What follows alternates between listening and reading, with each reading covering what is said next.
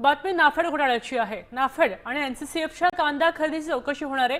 मुंबईच्या हायकोर्टाने घोटाळ्याची चौकशी आर्थिक गुन्हे विभागाकडे सोपवलेली आहे। अधिक माहिती देत आहेत अभिजित सोनावणे।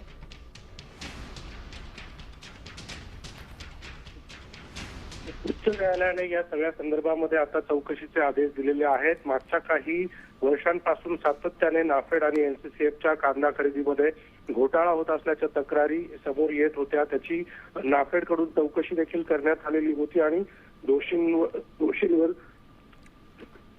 कारवाई देखील करण्यात आलेली होती। मात्र आता या प्रकरणी पिंपळगाव पोलिसांमध्ये गुन्हा दाखल करण्यात आलेला आहे आणि शेतकऱ्यांचा कांदा व्यापाऱ्यांकडून स्वस्तात न घेता तो केंद्राला जादा दराने त्याची विक्री करण्यात आलेली होती आणि 10 वर्षात तब्बल 5,000 कोटींपेक्षा जास्त घोटाळा झाल्याचा या सगळ्या संदर्भामध्ये आरोप आहे आणि त्यामुळेच आता त्या सगळ्या घोटाळ्याच्या चौकशीसाठी उपविभागीय अधिकाऱ्यांची नियुक्ती करण्यात आलेली आहे आणि 16 जानेवारीपर्यंत या सगळ्या संदर्भातला अहवाल द्यायचे निर्देश उच्च न्यायालयाने दिलेले आहेत। त्यामुळे आता या सगळ्या चौकशीनंतर नेमकं काय सत्य समोर येत आहे ते पाहणं महत्त्वाचं असणार आहे। धन्यवाद अभिजित सविस्तर माहितीसाठी। आता कांदा खरेदीची चौकशी होणार आहे हे पुन्हा एकदा सिद्ध होत आहे, तेव्हा लवकरच शेतकऱ्यांना दिलासा मिळणार आहे।